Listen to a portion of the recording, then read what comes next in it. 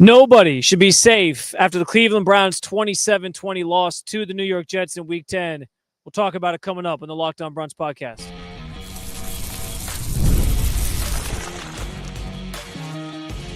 You are Locked On Browns, your daily Cleveland Browns podcast.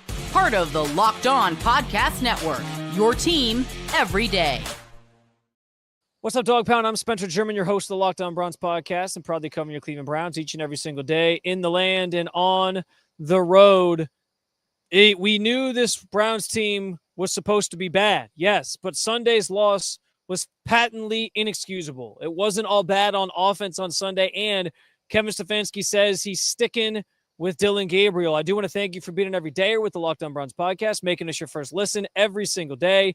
Remember, you can find Cleveland Browns content with Locked On Browns every week, Monday through Friday, guaranteed. And today's episode is brought to you by FanDuel. Right now, new customers can bet just $5, and if your bet wins, you'll get $300 in bonus bets to use across the app.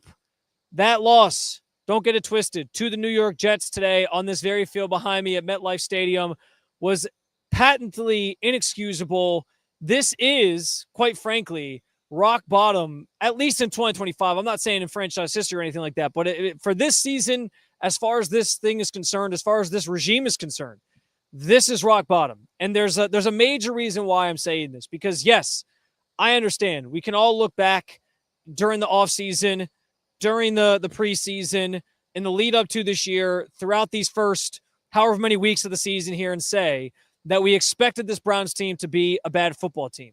That much is true. I would never deny that. I would never take that away. The Browns, I think, even understood, because Jimmy Haslam, the way he talks about the future of this franchise, he mentions how they knew it was going to take time to dig themselves out of this quarterback hole that they're in and finding that guy. And so patience has been the common theme.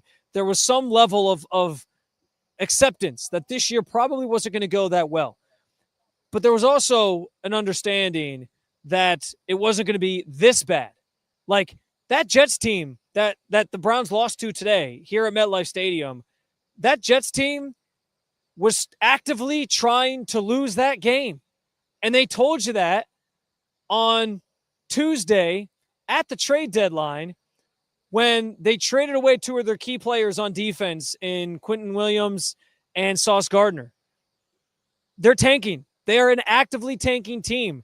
They were not prioritizing winning today, no matter what their owner, GM, head coach want to say. They're a new group. I get why they took that route. Many Browns fans thought the Browns should take that route. They didn't do it. They have sold this season as we're going to try to win.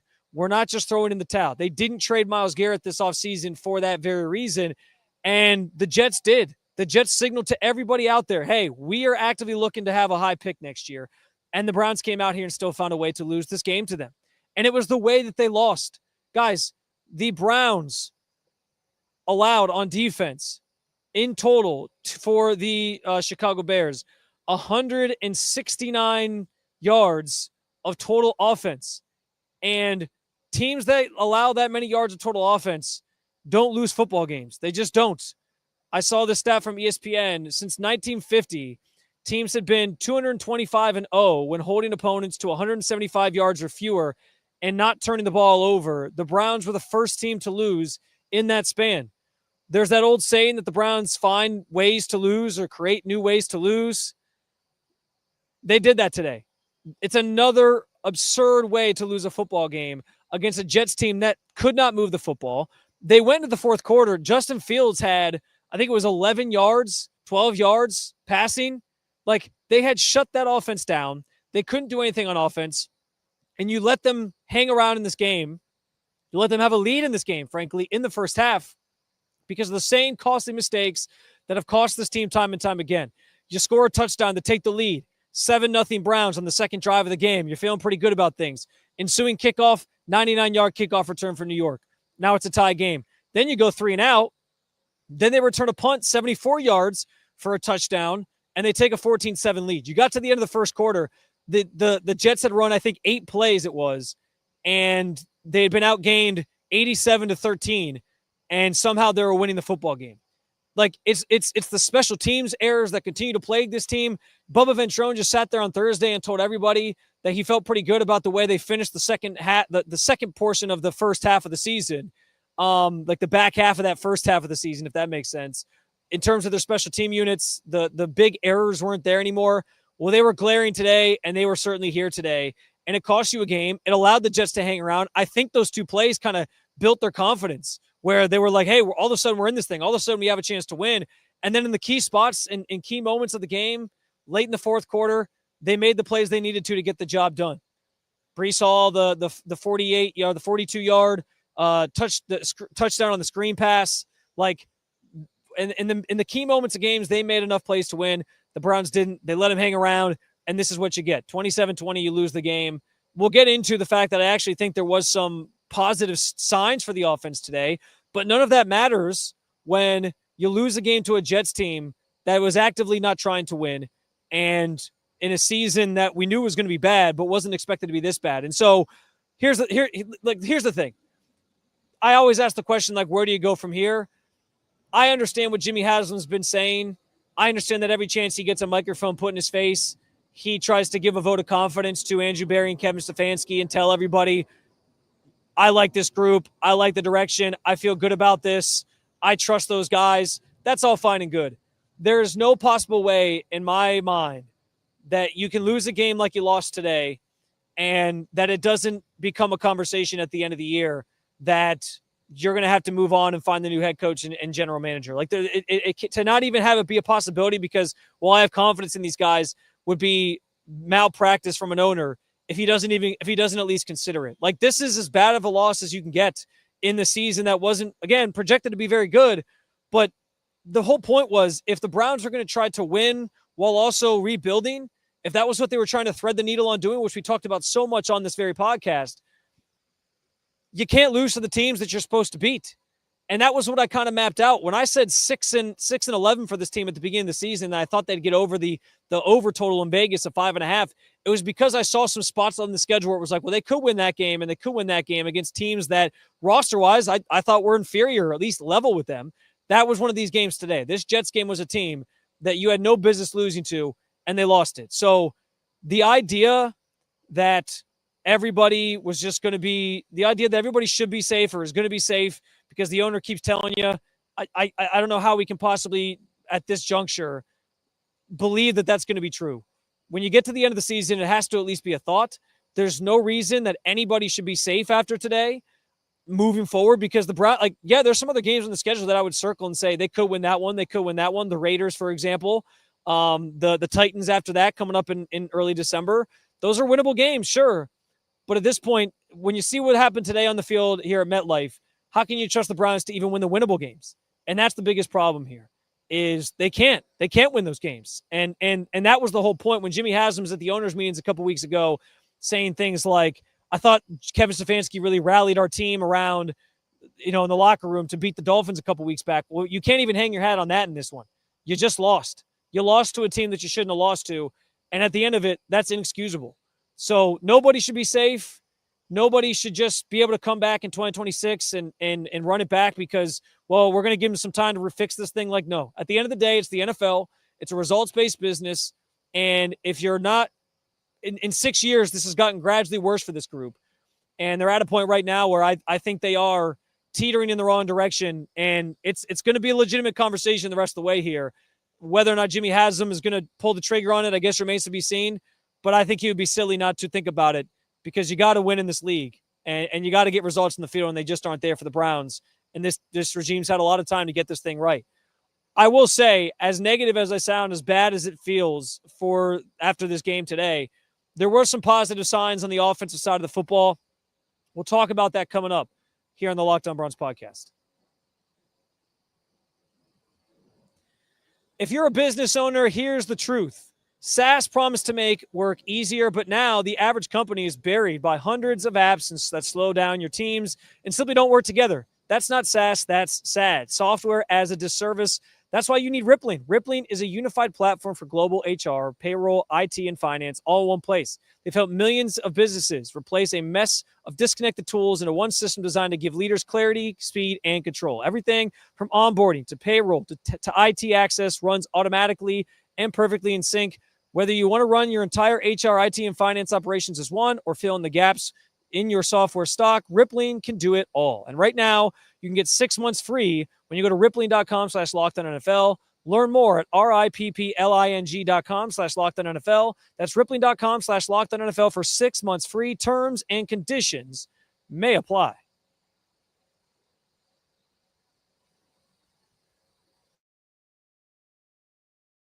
Today's show is brought to you by our friends over there at Peloton. Look, folks, it's time to break through the busiest time of the year with a brand new Peloton cross-training Tread Plus that's powered by Peloton IQ. It's Peloton's most elevated technology and equipment yet that gives you real-time guidance, and it gives you endless ways to move, whether you want to work out by yourself or if you want to work out with your favorite instructor, like my personal favorite, Alex Toussaint. He always gets me fired up to tackle the day. And the thing I like about Peloton, it helps me achieve more in less times. They have features that help you plan, stay motivated, track your progress, and Peloton IQ also provides personalized workout plans and recommendations. That's something that I use right now during the busiest time of the year covering the NFL. They plan my workouts for me based on my mood, my vibe, and also my favorite instructors. So make sure you check it out and use it because it also helps you correct your form in real time, and it maximizes your reps. It counts your reps so that you can do it smarter, safer, and more efficient. Let yourself run, lift, flex, push, and go. Explore the new Peloton cross-training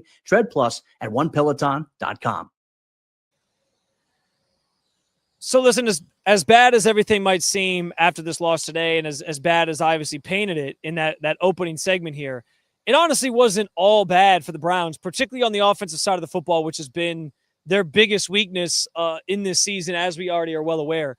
Like, I understand Kevin Stefanski handed the play calling over to Tommy Rees in an attempt to try to find some juice in the offense and ignite something. I think you saw a little bit of something today. I also think guys in the locker room gave some credence to that. Guys like Wyatt Teller, guys like Joel Bitonio talked about how they thought there was some more momentum behind things, that they saw sort of the vision of what Tommy Rees was trying to accomplish.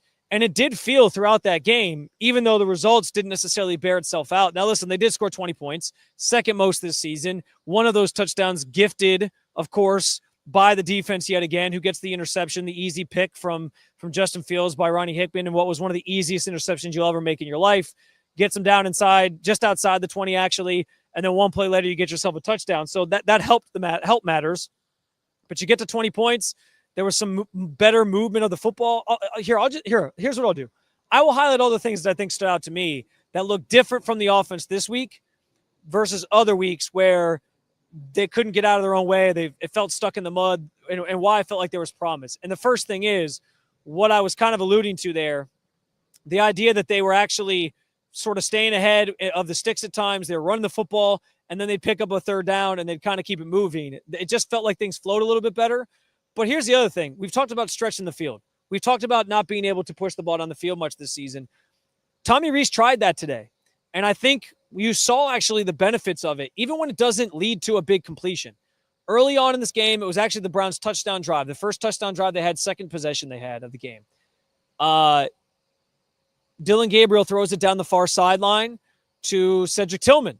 Tillman almost made a really nice one-handed catch. It ended up being incomplete. But there's a flag on the play, defensive pass interference, gives you an automatic first down. You keep the sticks moving, and ultimately that drive ends in a touchdown. That was the epitome of why pushing it down the field is important. Even if the play doesn't work, even if it doesn't convert, sometimes it just gets you to draw a penalty. Sometimes it just means you get a free first down because the defense makes a mistake or there's holding or whatever, and you get that play. That's why you got to push the ball down the field. And so you saw that today. And I think that was a positive.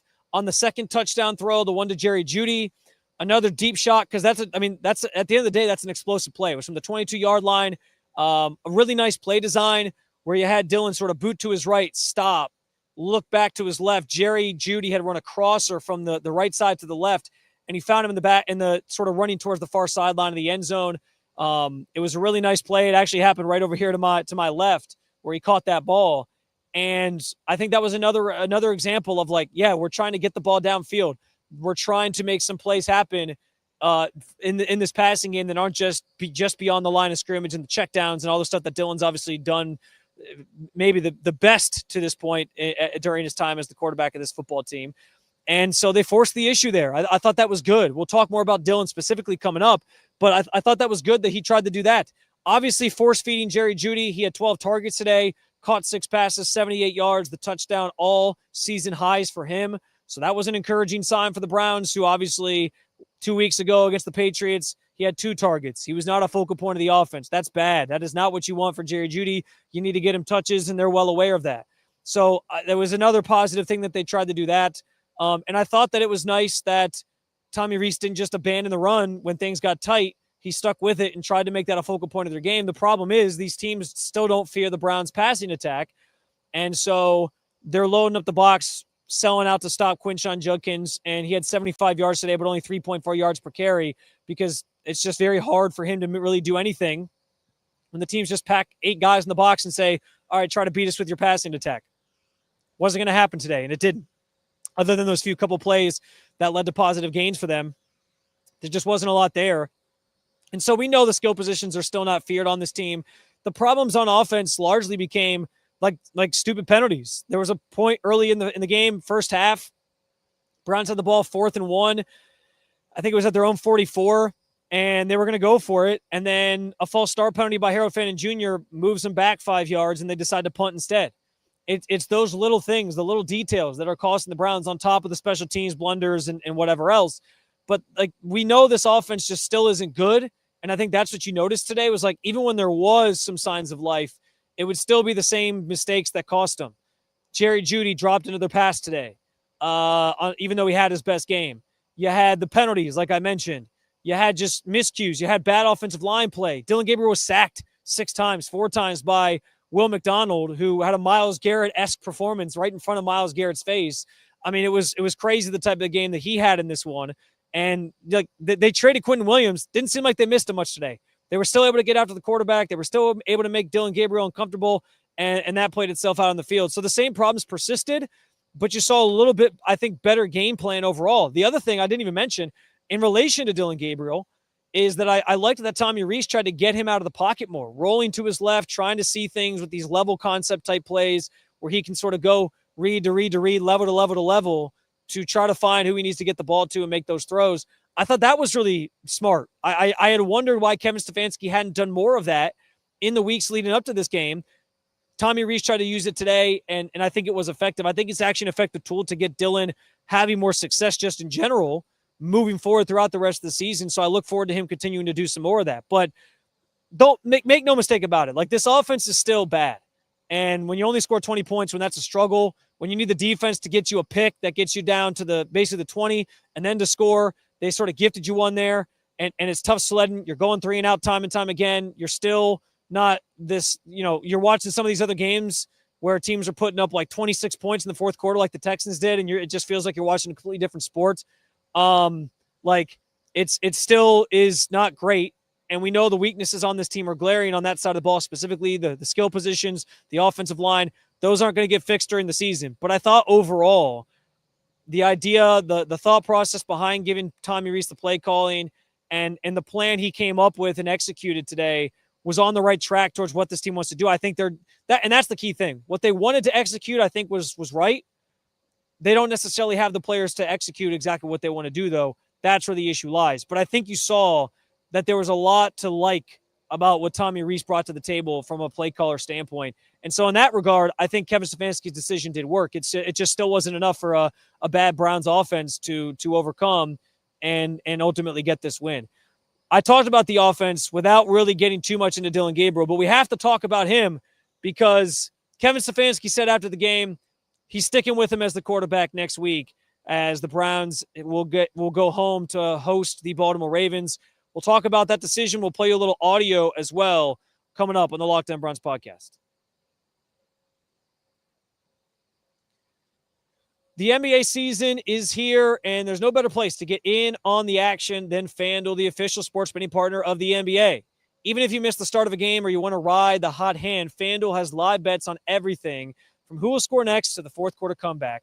Plus, you can even combine live bets into a same-game parlay for a shot at an even bigger payout. And honestly, that's what's the best part of FanDuel, is that they have options for whatever type of bettor that you are. Maybe you just want to bet on one player to eclipse a certain milestone in a game. Maybe you want to combine that milestone with a few others from that game or other games and build out that same game parlay. Or if you're just a money line guy, you can ride the money line in real time as the action unfolds. It keeps every game more exciting, especially when your team's making that late push. Right now, FanDuel is giving new customers $300 in bonus bets when your first $5 bet wins. So head to FanDuel.com, sign up, and play your game with FanDuel, the official sports betting partner of the NBA. So I talked about the offense and that I actually thought there were some positive signs from that side of the football today. But listen, there's no beating around the bush with Dillon Gabriel at this point. We're not stupid. We all have eyes. We all see what's happening here. And while I thought there were some positive moments for Dillon within this different offensive scheme that they are running, and not completely different scheme, let me rephrase that, but within the game plan that Tommy Rees came up with, that was at least a little bit different from what we'd seen in the past. The rollout stuff, to name one key thing that they got him sort of doing, there were still a lot of inconsistencies from Dillon Gabriel. For some of those great rollout throws that he made, there were also some bad ones that just completely missed the mark. Even in the pocket, there were some that completely missed the mark. Actually, right before the half, the Browns were driving down the field to try to kick a game-tying field goal, and Dillon Gabriel almost threw the ball away right to a DB because he missed Cedric Tillman over the middle bad. It was well behind him, almost threw a pick. I mean, that would have changed the complexion of the game at that point, too, because you would have gone into the half down instead of being tied, which was, I think a win for them, the fact that they did go into the half tied up. But those plays were the ones that I'm talking about when I say that there's just still too many inconsistencies from Dillon Gabriel. Yes, there's some good throws, and that's honestly, it was said in the press box today. I'll give Daniel Oyefusi from ESPN a shout out here because he sort of brought this up in the press box. Dillon Gabriel makes a couple throws where you're like, okay, he had some good ones today. He had one to Harold Fannin sort of crossing to the far sideline where he zipped it into tight coverage and made a nice play. He had a couple others where you were like, wow, I can get behind that. But then for every two throws like that, there's five that you're like, what is that? Misses the mark, dirts a ball on an easy pass in the flat, throws the ball too high, throws the ball behind a guy. It's just too inconsistent at this point. Some of this is not his fault. We've talked about that ad nauseum. The offensive line, patently not very good this year. The receiving position, the pass catchers he has, the skill positions he has, not great. And the ones that are good are still young, developing. Guys like Harold Fannin. Njoku's a pretty consistent weapon, but they get him the ball when they can. He had a touchdown today. But at the same time, it's just there's a lot of issues around him, so it's not all on him. I've continued to say that. I sound like Kevin Stefanski now when I say this. Even the coaching, to a degree, even the offense they were probably executing before this week wasn't necessarily doing him a lot of favors. But in the grand scheme of things, I think there's positives with Dillon, but then it's he takes a step forward and then he takes two steps back. And that's what's so, I think, difficult for people to grasp and wrap their head around. Despite all those inconsistencies, though, Kevin Stefanski made it clear he's sticking with Dillon Gabriel after the game. Here's him talking about that, and Dillon reacting to the fact that Kevin Stefanski's not making a change just yet. Yeah, we're going to stick with Dillon. Obviously, this is a young players that you're always trying to get one game better and those type of things, but we have to play better as an offense. We have to coach better, all the above. Yeah, when things aren't going well, there's always going to be change. That's part of it, because if you keep doing the same thing and don't change anything, then it's insanity. But just I feel like at times there's things that went well and we sustained and executed, and then in certain moments we didn't execute, and that starts with me. But yeah, it's always frustrating when it's not going the way you want it to, and you put in the work and time. But in crucial moments, you got to have it and execute, and we didn't. So Kevin confidently saying he's sticking with Dillon Gabriel, and I talked about it this past week. There is something to be said for a young player, young quarterback especially, giving him the time he needs to develop.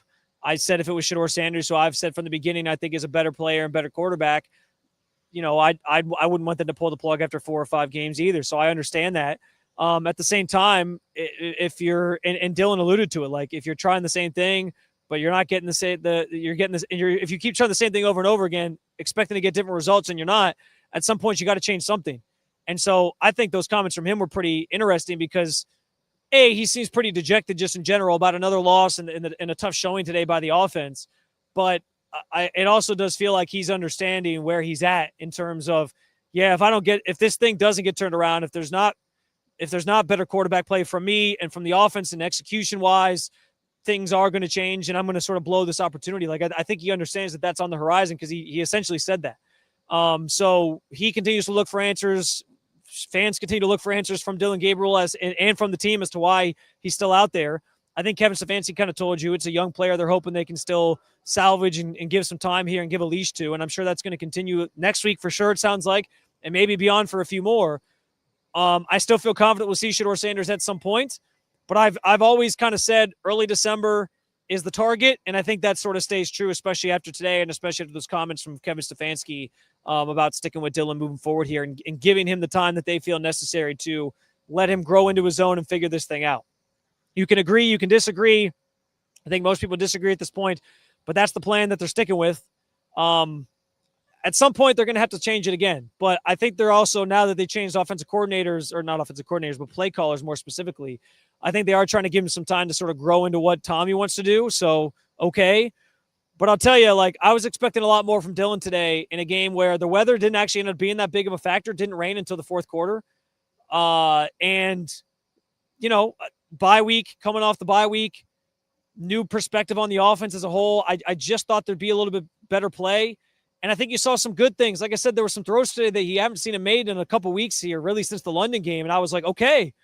But then for every step forward, there's 2 steps back where he's missing a guy that's open or he doesn't see something. There was that play on 4th and 1 late in the game where the blitz came off the edge. He was hot, didn't see Quinshawn in the flat off to the right, and ends up getting sacked there. Like, just another example of why he's still learning and developing, but also the issues with this offense just in general and some of the things that he's not seen. So certainly room to get better. I don't know how much room there is for Dillon to improve from here, but they're sticking with him for now to see what happens. I don't know that much changes. I think it's probably going to be more of the same for him. And I do think at this point we are very, very close to needing to make that change and see a different quarterback in there because it's what Dillon said. Trying the same thing over and over again, expecting different results, and those results just aren't coming right now. So we'll have to see when the change is made, but it doesn't sound like it's coming this week. And I know that's going to frustrate a lot of people. But yeah, I thought Dillon had another poor showing today where you were hoping for more from him. There were moments, but that's been the problem. There's been moments with Dillon so far in his first 5 starts. It just hasn't been consistent enough to get this team over the top and produce on the field and produce winning football. So that's going to do it for another episode with you, Dog Pound. Thank you for joining me as always to talk about your favorite football team. If you like what you heard, make sure you hit that subscribe button. Make Locked On Browns your first listen every day, wherever you get your podcasts, and at the Locked On Browns YouTube channel. You can also get a double dose of the Locked On NFL podcast with Tyler, the Madman Roland, giving you a shot of espresso to start your football day. Tony Wiggins with the Barbershop. He's got some of the smoothest breakdowns to end your day. You can find Locked On NFL wherever you listen to your podcasts and at the Locked On NFL YouTube channel. You can also keep it local. Check out Locked On Cavs or Locked On Guardians.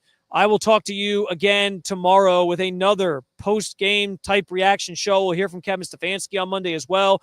We got Lance Reisland, of course, on Tuesday. So a lot of good stuff to come. Still a lot to talk about from this game. In the meantime, enjoy the rest of your Sunday, Cleveland, and I will talk to you again tomorrow.